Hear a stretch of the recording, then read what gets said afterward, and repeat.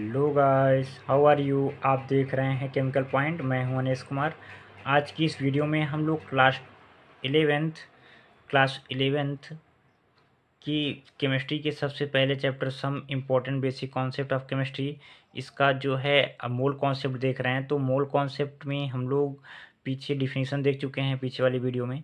इस वीडियो में हम लोग मोल जो उसका वैल्यूम होता है, यानी कि मोलर वैल्यूम और ग्राम मॉलिक्यूलर वैल्यूम के बारे में बात करेंगे कि मोलर आयतन क्या होता है और ग्राम आणविक आयतन क्या होता है। यहाँ पर अगर हम देखें तो अवोगाद्रो संख्या के नियम के अनुसार, जो अवोगाद्रो का नियम है उसे हमने आपको बताया है कि अवोगाद्रो का नियम क्या है। तो अवोगाद्रो का नियम क्या है, यहाँ पर हम एक बार फिर देख लेते हैं। देखिए, ताप और दाब की समान परिस्थितियों में विभिन्न गैसों के समान आयतन में अणुओं की संख्या समान होती है। बहुत इंपॉर्टेंट चीज़ है ये कि अगर ताप क्या रखा जाए, समान रखा जाए, और दाब क्या है, समान, दोनों को अगर कांस्टेंट रखा जाए, समान परिस्थितियों में विभिन्न गैस जो होंगे, जितनी भी गैसें होती हैं, इनके एक समान आयतन में अणुओं की संख्या समान होगी। यानी कि कुल मिलाकर कहने का ये है कि अगर आप कोई भी, जैसे कि कार्बन डाइऑक्साइड ले रहे हैं, या तो फिर आप ऑक्सीजन गैस ले रहे हैं, या नाइट्रोजन गैस ले रहे हैं, या हीलियम गैस ले रहे हैं, तो जितनी भी गैसें हैं, उन गैसों को अगर 1 लीटर के पात्र में सभी को रखा जाए, 1 लीटर के बर्तन में आप नाइट्रोजन को रखिए, 1 लीटर के बर्तन में आप हाइड्रोजन को रखिए, 1 लीटर बर्तन में आप ऑक्सीजन को रखिए, यानी कि अलग अलग पात्र में रखिए, तो उसमें आप देखेंगे एक समान आयतन में, यानी कि 1 लीटर आयतन में जो अणुओं की संख्या होगी वो समान होगी, अणुओं की संख्या समान होगी। यही ये अवोगाद्रो का नियम कहलाता है। यहाँ पर देखें, अगर हम समान आयतन में अणुओं की संख्या समान होती है, जितना भी आयतन होगा, अगर एक समान ताप और दाब रखा जाए तो उसमें अणुओं की संख्या समान होती है। इस प्रकार हम यह भी कह सकते हैं कि एसटीपी पर सभी गैसों के जो 6.022 इंटू 10 पावर 23 अणुओं का आयतन समान होगा। प्रयोगों द्वारा हम यह आयतन ज्ञात कर चुके हैं, जो कि है 24.4 लीटर। इस आयतन को मोलर आयतन या मोलर वैल्यूम कहते हैं, अथवा इसी को ग्राम आणविक आयतन या ग्राम मॉलिक्यूलर वैल्यूम कहते हैं। यहाँ पर अगर हम देखें मोलर आयतन क्या है, तो मोलर आयतन वो है 24.4 लीटर। अगर हम देखें 6.022 इंटू 10 पावर 23 अणुओं का जो आयतन होगा वो समान होगा। प्रयोगों द्वारा यह आयतन कितना पाया गया, 22.4 लीटर, यानी कि 22.4 लीटर। इस आयतन को मोलर आयतन, मोलर वैल्यूम कहते हैं। इसको हम लोग ग्राम मॉलिक्यूलर वैल्यूम भी कहते हैं। तो इस प्रकार से हम जो मोलर वैल्यूम है उसे इस प्रकार परिभाषित कर सकते हैं। किसी गैस की एक मोल अणुओं द्वारा घेरा गया आयतन मोलर आयतन कहलाता है।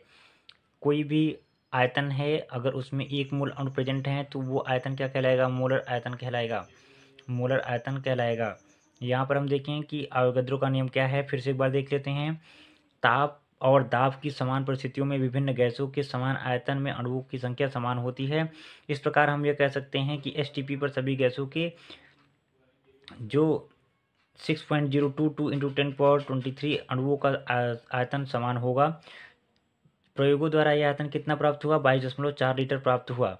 इस आयतन को हम लोग क्या बोलते हैं, मोलर आयतन, मोलर वैल्यूम बोलते हैं, या आणविक आयतन कहते हैं। यानी कि आपको याद रखना होगा कि मोलर वैल्यूम कितना होता है, 22.4 लीटर। अगर हम लोग उदाहरण लें, किस प्रकार से देख सकते हैं आप, कि अगर एसटीपी पर सभी गैसों का जो मोलर आयतन है वो कितना होगा, वो होगा 22.4, यानी कि 22.4 लीटर। यहाँ पर अगर हम देखें, नाइट्रोजन गैस का 1 मोल एसटीपी पर नाइट्रोजन के 22.4 लीटर के बराबर होगा। ऑक्सीजन गैस का 1 मोल एसटीपी पर ऑक्सीजन की 22.4 लीटर के बराबर होगा। कार्बन डाइऑक्साइड गैस का 1 मोल एसटीपी पर कार्बन डाइऑक्साइड के 22.4 लीटर के बराबर होगा। तो आप यहाँ पे देख सकते हैं कि अगर एसटीपी है, एसटीपी का मतलब यहाँ पर है स्टैंडर्ड टेम्परेचर एंड प्रेशर। यहाँ पर अगर नाइट्रोजन के केस में बात करें तो 1 मोल में वो 22.4 लीटर होगा, और 1 मोल ऑक्सीजन का भी 22.4 होगा, और कार्बन डाइऑक्साइड गैस का भी 1 मोल की 22.4 के बराबर होगा। यहाँ पर अगर हम देखें कि मोलर वैल्यूम क्या है, तो आप समझ गए होंगे कि जो 22.4 लीटर आयतन है, एसटीपी पर वही आपका एक मोल कहलाएगा।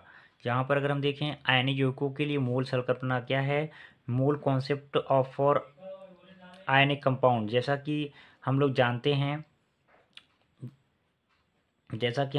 हैं कि आयनिक यौगिकों का जो सूत्र है उसके विभिन्न अवयवों यानी कि जो आयन का आपेक्षिक अनुपात प्रदर्शित करता है, यह उसके एक अणु को निरूपित करता है। इसलिए आयनिक यौगिकों का एक मोल आयनिक यौगिकों के 6.022 × 10⁻23 इकाइयों को निरूपित करता है।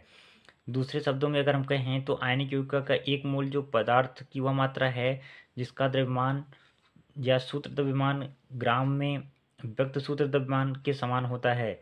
एग्जाम्पल अभी हम आपको बताते हैं कि इसको किस प्रकार से समझ सकते हैं कि जो आयनिक कंपाउंड हैं उन पर मोल कॉन्सेप्ट किस प्रकार से लागू होगा।